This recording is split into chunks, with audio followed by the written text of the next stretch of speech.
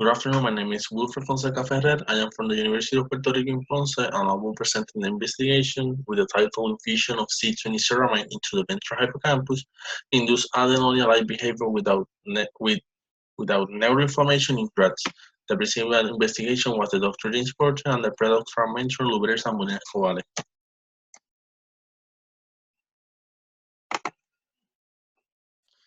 So first of all, I will talk about the symptoms of depression, which involve the emotions such as sadness, anxiety, helplessness, self-criticism, and also involves the behaviors such as withdrawal from others, loss of motivation, lack of energy, loss of appetite, and others. And one important thing when we are talking about depression is that almost 80 million of Americans had experienced depression in their life. One area that is very related with the major depressive disorder is the ventral hippocampus, and here I have three different studies.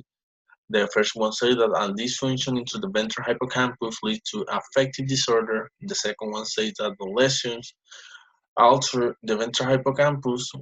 Lesion in the ventral hippocampus will alter stress response and emotional behavior. And the third one says that a decrease in hippocampal volume has been shown in depressive patients.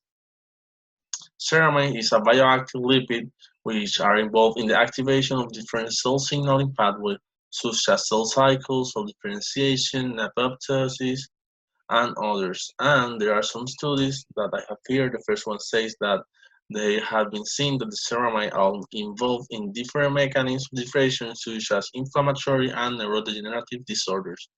And the second one says that in humans that are expressing depression, they have been found an increase in the ceramide levels in the ceramide launching levels into the serum. Then on the right, we can observe here there is a plasma membrane, and the green dots are myelin. And when these myelin are exposed to different phenylmyelinases, they hydrolyze the plasma membrane and change its conformation, and we can observe here. And this conformation also change his permeability, and this will be affecting the interaction of the ceramide in different signaling pathways. And then on the bottom, we can observe here, this is a ceramide which are composed of fatty acid and sphingosine. In our previous study, we were trying to evaluate how the ceramide of the high fat diet and stress are involved in the development of depressive-like behavior and in the concentration of the ceramide in the plasma membrane. Here on the first two graphs on the left, we are evaluating the first swing test, and here we have a ratio of immunofluorescence over sucrose over struggling time. And that means that a higher ratio means a higher development of depressive-like behavior. And as we can observe here, that the group that are presenting more development of depressive-like behavior are the group that passes for the high-fat diet and stress. And then when we evaluate the concentration of ceramide into the blood, we can observe that just the ceramide of 20 carbon are increased in the group that passes over the high-fat diet stress. That means that the group that are presenting more depressive-like behavior are expressing more concentration of the C20 ceramide into the blood.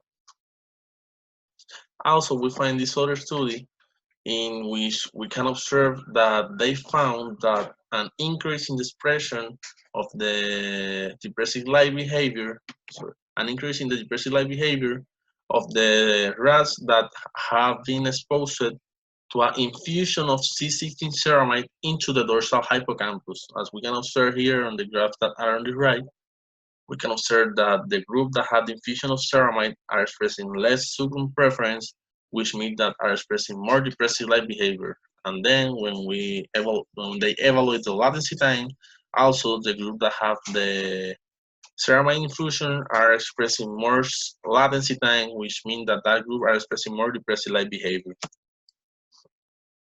And when we look for the infusion of ceramide into the ventral hippocampus, because as I mentioned in the beginning, the ventral hippocampus is very related with the development of depressive-like behavior.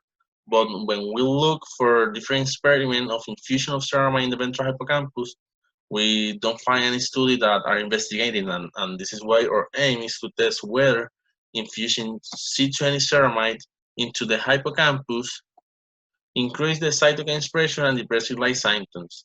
Another hypothesis is that a direct infusion of long-chain C20 ceramide into the ventral hippocampus of rats will induce the depressive-like behavior and neuroinflammation. Our methodology, we first start with a female and male spargy rats, and we do a bilateral cannula implantation into the ventral hippocampus, as we can observe in the diagram here. And then on day 60 were the surgery, in which we do the implantation of the cannula, and we gave each rat 2 weeks of recovery time, and then we do the first infusion on day 74 of the long-chain ceramide to the groups that are passing for the infusion of long-chain ceramide, and the vehicle to the other groups. And 24 after, we evaluate the sucrose preferences, and we do this during 14 days, 2 weeks. So that means that we have 7 infusion of ceramide, and we have 7 sucrose preference test analysis. And after these 2 weeks, we give each rat 3 days of rest, and we evaluate to each rat the sucrose grooming test to measure anhedonia. And then the next day, we evaluate the first ring test to measure the development of depressive-like behavior. The next day, we do the sacrifice, and we collect the brain, the blood, and different tissues to evaluate different molecular analysis. Then one of the most important things in that experiment is to evaluate that we correctly do the infusion of the cannula into the ventral hippocampus. And as we can observe here on the left image, we are doing here a immunofluorescent assay of the ventral hippocampus, and as we can observe here, we are looking the staining of DAPI, and DAPI stain the nuclei of different type cells. And as we can observe here in the ventral hippocampus, we observe the absence of DAPI here in the ventral hippocampus, and that means that these are the place of where the end of the cannula. And as we can observe here, the brain atlas, that the red dot are the ventral hippocampus and are correlating with our image, which are on the left.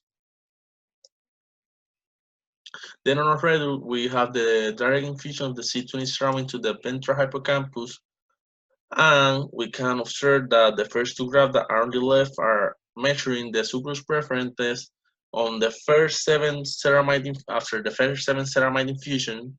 And as we can observe, the females and the males that have the exposure of the the infusion of the C20 ceramide are expressing more depressive-like behavior. And if we compare male with female, we can observe that males are expressing more depressive-like behavior than the females on the final day. And here on the graphs that are in the middle, we can observe the average of the female in this one, and we observe that the females that were infused with C20 ceramide are expressing more depressive-like behavior. And when we evaluate the males are the same thing, are expressing more depressive-like behavior than the males that have been the infusion of the C20 ceramide. Then when we evaluate the sucrose preference, we measure with the female and male, just separating the vehicle groups and the C20 groups. We can observe that the group that had the infusion of the C20 ceramide express a higher development of depressive-like behavior. And then when we evaluate the average of the sucrose preference test, we can also again conclude that the group that had the infusion of the C20 ceramide are presenting more development of depressive-like behavior. Then when we evaluate the inflammatory profile after the infusion of the C20 ceramide in the ventral hippocampus, we can observe that there is any significant difference here. And we think that this is because when we collect the blood to do this assay, these were 5 days after the last ceramide infusion. And we think that the effect of this ceramide infusion are very shortly, and this is why we are not looking for observing different types of any change in that graphs. Then we conclude that infusion of the C20 ceramides smart reduction in the preference sucrose in male and female rats, while no changes were observed in grooming activity and immobility 3-4 days later. Moreover, the infusion of 100 micromolar C20 did not cause change in the neuroinflammatory profile 5 days after the last infusion, and increasing the C20 ceramide locally in the ventral hippocampus does not include lasting increase in neuroinflammation or depressive-like behavior. These are our acknowledgements.